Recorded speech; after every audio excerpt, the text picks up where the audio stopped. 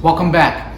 Today, I want to talk about the most important personality trait or characteristic or element, whatever you want to call it, that determines who is going to be successful and who will just live their life without any meaning.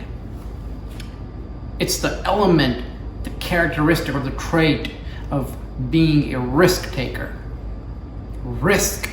Now, when you say the word risk, the first thing that comes to people's mind is a negative, something negative. Risk. Oh, that's bad. Oh, that's wrong. Oh, he's reckless. That's the first thing that comes to people's mind when the word risk is mentioned in any given situation or scenario.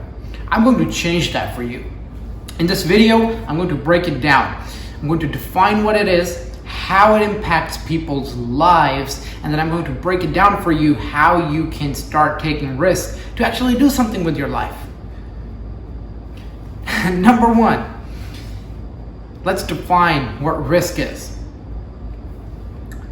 Risk is the element or the ability of somebody to do something that is out of their comfort zone. To do something with which a person is uncomfortable doing. Sounds very simple, doesn't it? Let me draw a mental picture for you. Think of a swimming pool. Now, a swimming pool is rectangular, square, whatever you want it to be. It can be round as well, whatever you want. Think of a swimming pool. And you're standing inside the swimming pool. The boundary of the swimming pool, or that area in which there is water, that is your comfort zone. You getting out of that pool and the area outside the pool, that is your risk zone. This will help you understand what I'm going to talk about in this video. Secondly, let's understand how risk impacts people's lives. Now, it impacts people in two ways, positively and negatively. Let's talk about how it impacts somebody's life negatively. Everybody in life has goals, has dreams, has ambitions, but not everybody wants to pursue them. I still remember several years ago, I had a conversation with a gentleman who was almost the age of my father. And we're talking about cars, and he said, well, not everybody likes owning these cars, or these cars aren't easy to obtain. They're more of the work of one's imagination, and they just belong in the dream world for most people. And I asked him something. You don't like them, or you don't want to pursue them? And he said he doesn't like them. Then I asked him, if I were to hand over the keys to a Ferrari to you and put that car in your name, will you take it, or will you say, I'm not interested? He said he'll take it. Then I said, you like the car, but to acquire such a car, you have to do things that a lot of people aren't willing to do. Would you agree? And he changed the topic.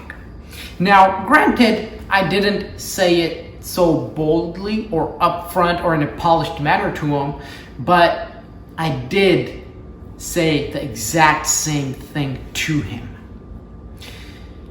You see, a lot of people can't achieve their dreams or their goals because they know they have to get out of their comfort zone. Whether it's obtaining a new job, applying for a new job, asking promotion at a current job, asking for a pay raise at the current job, or maybe hell, your chair sucks and you want to ask for a chair, but you're scared that what your manager will think about you, wasting the company's resources. I know a lot of people who think like that, by the way. You're traveling for work, but you want to live in an extremely horrible hotel because you are trying to save money for your department or your company. I know a lot of people who do that. Nobody's going to say, thank you, Mr. John, for saving us $200. Nobody's going to say that. But what that does show to people subconsciously is that you're somebody who's scared to go out of your comfort zone. If you want to stay at a nicer hotel, go ahead and do it.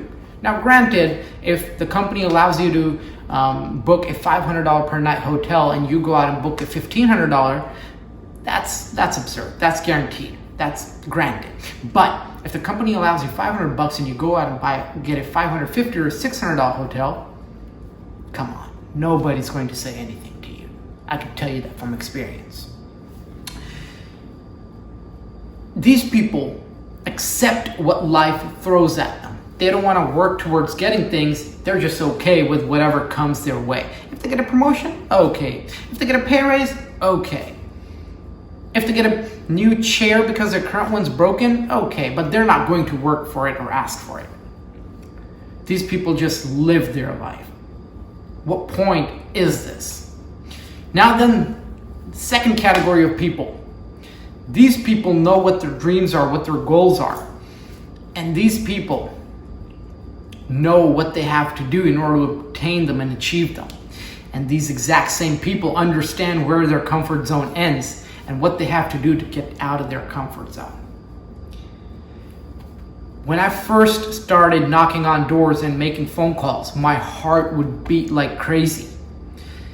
There would be times when I first started, I would go to a neighborhood, drive around 2 times, make an excuse, and come back home because I was so nervous knocking on random people's door and say, what? Hey, I'm a real estate agent. Can I do anything for you?